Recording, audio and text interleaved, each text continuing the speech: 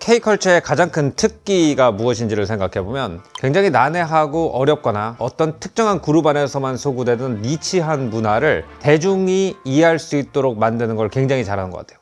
제가 이걸 언제 느꼈냐면 2022년에 뮤지컬 중에 하나인 웃는 남자를 보고 와서 인스타그램에 올렸습니다. 웃는 남자는 빅터 위고의 소설에 기반을 하고 있지만 한국에서는 아마 이 뮤지컬이 워낙 성공적인 뮤지컬이었기 때문에 이 뮤지컬을 통해서 아는 분이 더 많을 것 같아요. 근데 파리에 있을 때 같이 역사를 공부하던 친구가 제 포스트를 태그해서 또 다른 친구한테 이런 게 한국에 있다는 걸 알고 있었어? 이렇게 물어봤어요. 그래서 제가 나를 태그해가지고 메시지를 보낸 대상이 누구냐라고 했더니 프랑스에서 빅터 위고 생가박물관을 운영하는 친구였대요. 그 친구는 웃는 남자를 한국에서 대중뮤지컬로 만들었다는 게 굉장히 놀랍다고 생각을 했다고 합니다. 왜냐하면 웃는 남자는 빅터 위고의 루이 블라스나 레미제라블 같은 유명한 작품과 함께 문과를 가는 학생들이 논술을 준비할 때 읽는 책 중에 하나인데 프랑스 학생들이 너무너무 싫어하는 책이래요.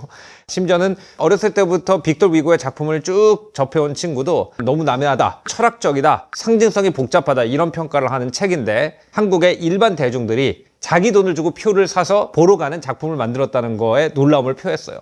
사실 웃는 남자는 워낙 작품이 어렵기 때문에 실제 작품을 읽은 사람은 별로 없지만 이 웃는 남자의 이미지는 굉장히 유명한 작품 중에 하나입니다. 이 작품이 프랑스어로 옴키리, 약간 이걸 패러디 해가지고 바시키리, 웃는 소라는 우리나라에서도 유명한 그 빨간 소가 웃고 있는 치즈 브랜드를 만들었죠. 또 하나는 마음속에 어떤 슬픔이나 분노를 가지고 있어도 얼굴의 상처 때문에 웃는 얼굴을 보여줄 수밖에 없는 캐릭터, 그러면은 웃는 남자의 그윈플랜도 물론 익숙하지만 더 익숙한 캐릭터가 조커입니다. 근데 이 조커의 영감도 1928년에 웃는 남자의 영화 버전에서 콘라드 베이트라는 배우가 했던 메이크업에서 영감을 받았다고 할 정도로 이 그웬플랜이라는 캐릭터와 메이크업 의상은 여러 가지 대중문화를 통해서 엄청난 파급력을 가지고 있는데 실제 소설은 굉장히 어렵다고 평가를 받는 묘한 작품이에요. 그래서 어떻게 보면은 K 뮤지컬로 소구되기 딱 좋은 작품이 아니었나 생각이 됩니다. 일단 줄거리를 한번 정리해 볼게요. 뮤지컬 버전으로 정리를 해보겠습니다. 첫 번째 장면에서 어떤 노예선이 난파하게 돼요. 그리고 인신매매의 피해자였던 그윈플랜이라는 아이가 기적적으로 살아남습니다. 그윈플랜은 눈이 내리는 설원을 떠도는 중에 죽은 엄마의 가슴을 붙잡고 있는 갓난아이 하나를 구조하게 됩니다. 이 아이의 이름은 데아라고 지어요. 그윈플랜과 데아가 추위를 피할 곳도 없고 먹을 것도 없어서 죽기 직전이었을 때 이 울수스라고 하는 한 마차에서 생활을 하는 괴짜의 도움을 받게 됩니다. 그러면서 이 세 명이 극단을 만들어서 퍼포먼스를 하면서 자유롭게 살아가기 시작해요. 근데 이 그윈플랜의 얼굴에 특징이 하나 있었습니다. 그윈플랜을 납치했던 인신매매단은 이 아이들이 탈출해가지고 원래 사회로 돌아가는 걸 막기 위해서, 그리고 가족들이 그들을 못 알아보게 하기 위해서 얼굴을 훼손하는 끔찍한 일을 아이들한테 했어요. 이 극단이 런던 근처를 지나가는 중에 몇 명의 귀족들이 연극을 보러 오게 되면서 그윈플랜과 이 극단을 둘러싼 여러 가지 귀족들의 암투 뭐 이런 것들이 벌어지는 과정에서 그윈플랜의 정체가 드러나게 되는데 알고 보니까 영국의 어마어마한 귀족의 상속자였다는 것이 밝혀집니다. 그래서 극단에서 공연을 하던 이 고아가 갑자기 영국의 귀족회 멤버가 되면서 정치에 입문을 하게 돼요. 자기는 가난한 사람의 생활을 직접 경험해봤기 때문에 세상의 물정에 대해서 아무것도 모르는 귀족들이 하는 정치를 바꿔보겠다고 열정적인 연설을 하지만 결국 다른 귀족들의 조롱거리가 돼버리고요. 귀족들이 지배하는 세상을 자기 한 명의 힘으로 바꿀 수 없다는 것을 깨달은 그윈플랜은 다시 예술적인 삶으로 돌아가기 위해서 자기를 키워준 울수스와 소울메이트인 데아를 찾아 나간다라는 이야기를 가지고 있어요.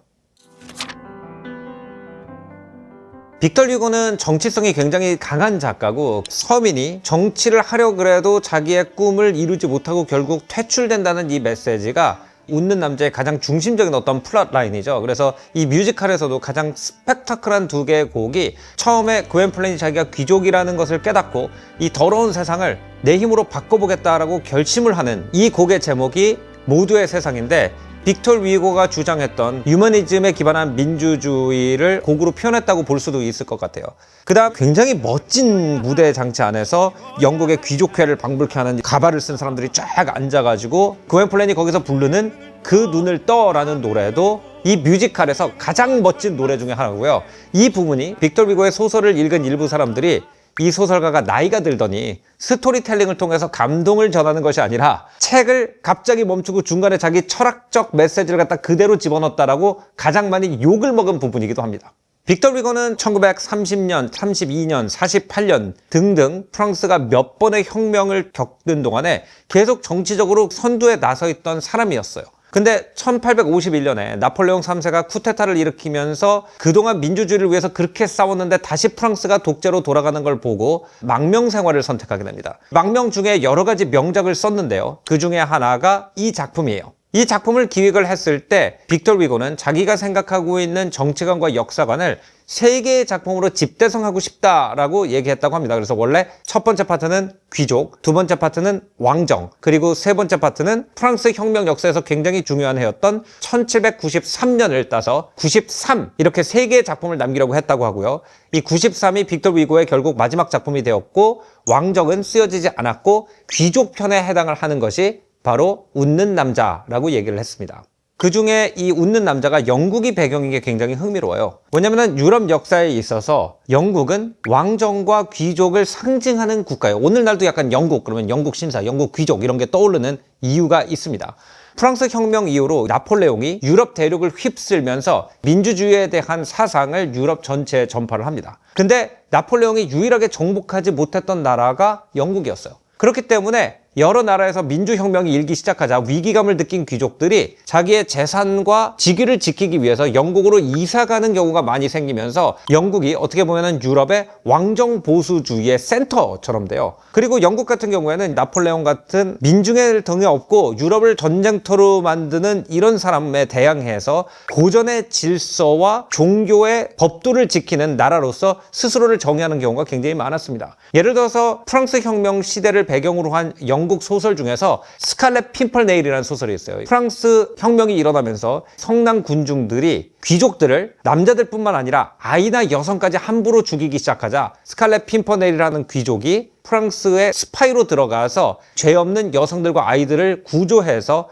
영국으로 빼내는 이야기를 그리고 있습니다. 그리고 프랑스 같은 경우에는 중앙집권 제도가 되면서 귀족들이 루이 14세 이후로 거의 힘을 쓰지 못했던 거에 비해서 영국 같은 경우에는 귀족회라는 의회의 한 기관이 막강한 권한을 행사하기 있었기 때문에 귀족 왕족 혁명 중에서 귀족에 해당하는 부분을 가장 잘 세팅할 수 있는 곳이 바로 영국이라고 생각하지 않았나 생각이 들어요.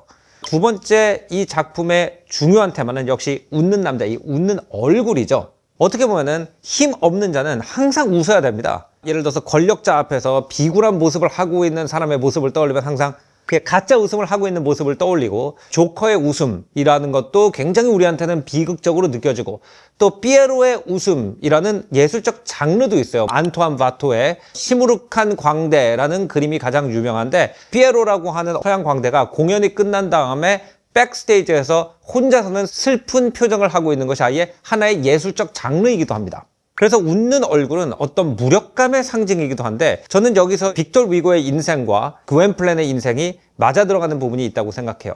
빅터 위고도 원래 예술가 출신이죠. 그웬플랜이 광대 출신인 것처럼. 그리고 정치에 입문을 해가지고 열심히 이 사회를 바꿔보려고 노력을 했지만 자기의 꿈을 이루지 못하고 다시 망명 생활을 하면서 예술의 세계로 돌아가서 자기를 표현하려고 하지만 그 표현조차 자유롭지 않은 답답함을 가지고 있었다고 생각을 하고요. 그웬플랜도 소설가 같은 예술가들의 선배인 떠돌이 극단에서 일을 하고 있는 스토리텔러였다가 정치에 입문을 하지만 거기에서 환멸을 느끼고 다시 예술의 세계로 되돌아가려고 하는 모습, 그리고 자기가 표현을 하는 것을 사람들이 진지하게 받아들여지지 않는 비극적인 얼굴이라는 운명을 타고났다는 것 자체가 빅터 휴고가 스스로 느꼈던 말년의 답답함을 표현한 게 아닌가라고 많은 사람들이 해석을 한다고 해요.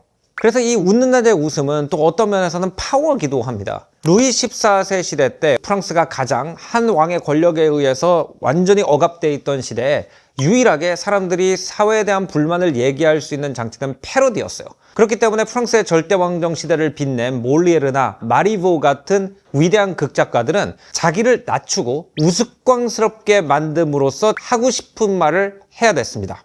웃는 남자의 뮤지컬 버전에서도 귀족들이 그웬플랜의 퍼포먼스에 관심을 가지게 되는 이유 중에 하나가 이것이 웃기는 쇼지만 이 웃음 속에 들어있는 숨겨진 칼이 굉장히 샤프하게 사회적 모순을 찌르기 때문에 관심 대상이 된 거죠.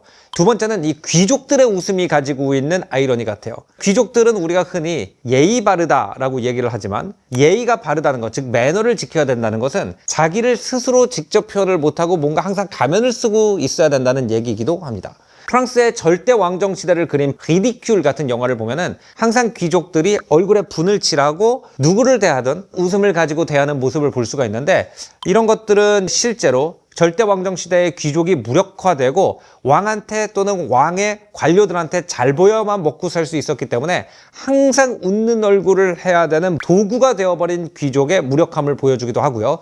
그 눈을 떠라는 넘버를 부르기 직전에 귀족들이 왕실에 굽실굽실하는 모습으로서 이 구앤플랜의 웃음보다 어떤 면에서 이 귀족들의 웃음이 더 비극적으로 느껴지는 그런 부분도 있어요. 그래서 귀족이 지배하는 사회는 모든 사람이 가짜 웃음을 지고 살아야 하는 시대고, 그런 시대는 오히려 인간의 표면이 없는 것이 나을 정도로 우리는 숨기고 살아야 된다는 메시지를 내포하고 있는 것 같습니다.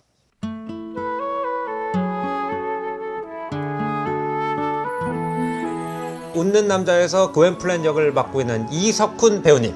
반갑습니다. 안녕하세요. 반갑습니다. 안녕하세요. 네, 반갑습니다. 웃는 남자를 보면서 참 연기하기가 어렵겠다라고 생각을 한 게, 빅tor 위고를 평론하는 사람들이 구앤플랜이라는 캐릭터에 대해서 얘기를 할 때 표현의 자유를 잃은 약자의 모습이라는 얘기를 많이 하더라고요. 얼굴에 표정이 새겨져 버렸기 때문에 그쵸. 자기가 안으로는 울고 있던, 어떤 비애를 겪고 있던, 사람들이 볼 때는 코믹한 표정으로밖에 보일 수 없는 그 비극을 표현했다고 하는데, 저도 이 뮤지컬을 보니까 메이크업이 굉장히 강렬하더라고요. 맞습니다. 근데 이 문학으로는 표현할 수가 있겠지만 극적으로 어떻게 이 메이크업을 뚫고 그 안에 있는 고통과 비애가 튀어나오도록 연기를 하는지가 궁금해요.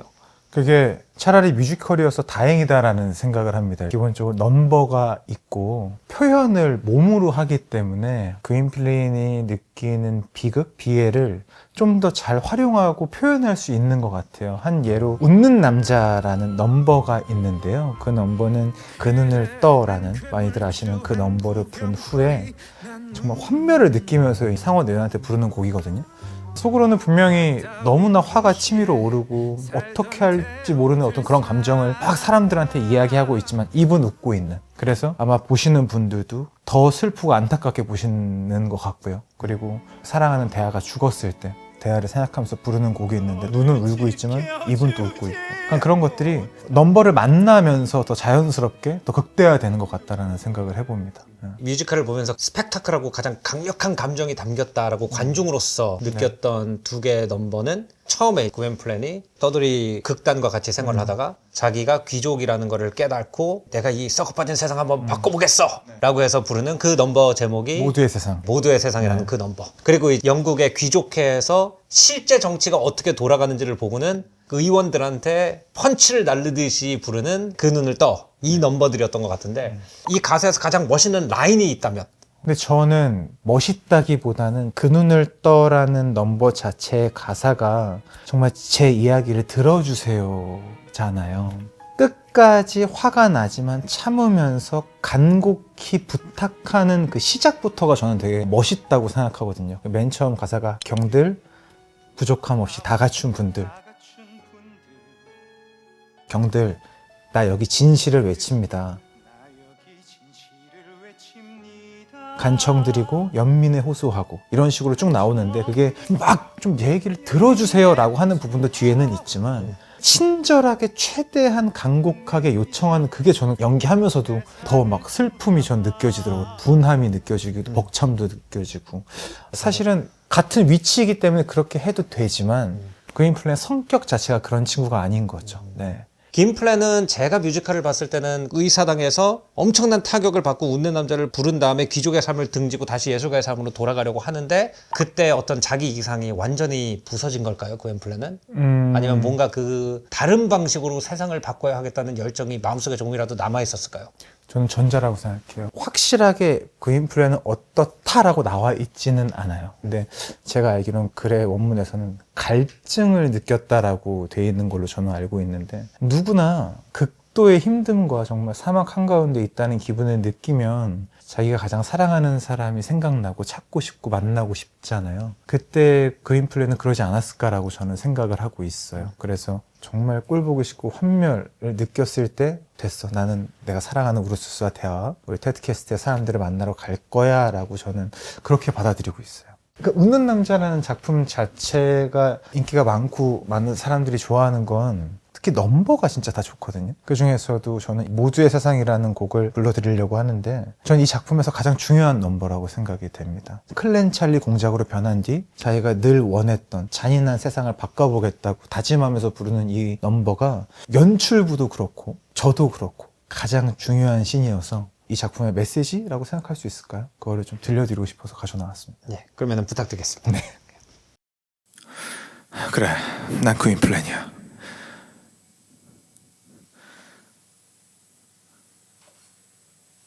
하지만 이제 클랜 찰리 공작이기도 해. 이젠 내 운명의 뜻을 알겠어. 그래, 내가 바꿔보겠어. 이 잔인한 세상, 우리 모두의 낙원으로 내가 바꿀 거야. 새로운 나로 다시 태어나 어둠에 갇혀 고통받던 삶 끝이야. 이제 난 뭐든 할 수 있지. 세상을 구하는 영웅처럼 웃는 얼굴도 광대 노릇도 모두 끝났어. 내 운명의 세왕관이 갖지 못한 먼 미래 속의 꿈. 이 웃음 위로 햇살이 비춰 버려진 아이들, 가난한 사람들, 잔인한 세상 용서하기를. 하늘이 준 기회, 하늘이 준 오늘 세상 밝히리라. 끝도 없는 욕망에 길들여진 시선 속에 누군가의 지옥으로 세운 천국. 검기에 물든 꽃잎에 얼어붙은 그 생명에 영원한 빛을 밝혀주리라.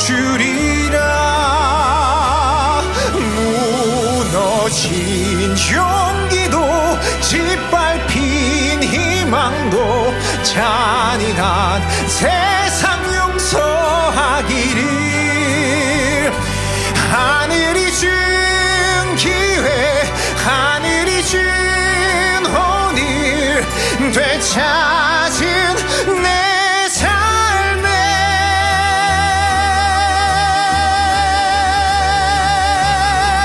세상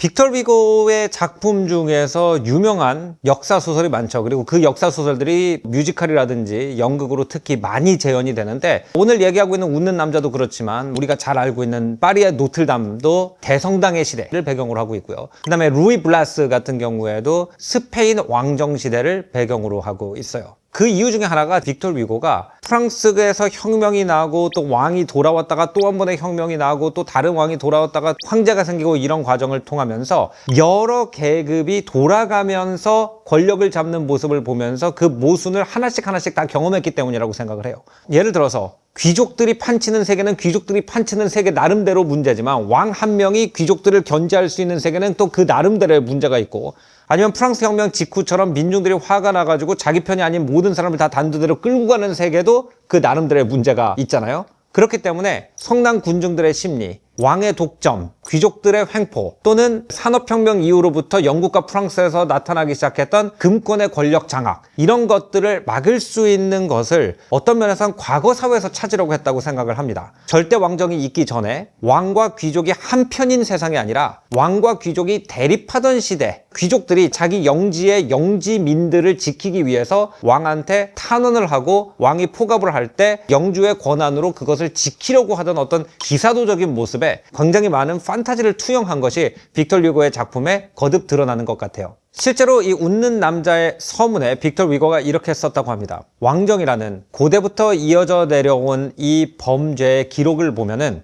귀족은 어떨 때는 왕의 공범 역할을, 어떨 때는 왕의 판사 역할을 하였다. 귀족이 왕의 판사 역할을 할 때 귀족은 박수받아야 하고, 귀족이 왕의 공범 역할을 했다면 귀족은 처벌받아야 된다라고 썼습니다. 그리고 결국 이 뮤지컬이 성공한 이유는 이 뮤지컬의 가장 핵심적인 아이디어와 어려운 철학적인 내용과 복잡한 언어를 아름다운 음악과 춤으로 가득 채워서 더 많은 사람들한테 퍼뜨렸다는 점인 것 같고요. 이런 점이 어떻게 보면은 우리나라가 세계에서 가장 잘하는 거 아닌가라고 생각하게 해주는 뮤지컬이기도 했습니다. 오늘 조성현의 탐구생활은 여기서 마무리하고요. 다음번엔 더 재밌는 문화 역사 이야기로 찾아뵙겠습니다. 안녕히 계십시오. 안녕하세요. 뮤지컬 배우 이석훈으로 인사드립니다. 이번에 웃는 남자 그윈플랜 역할을 하게 됐는데요. 1월 9일부터 3월 9일까지 예술의 전당에서 만나 뵙겠습니다. 많은 관심과 사랑 부탁드립니다. 고맙습니다.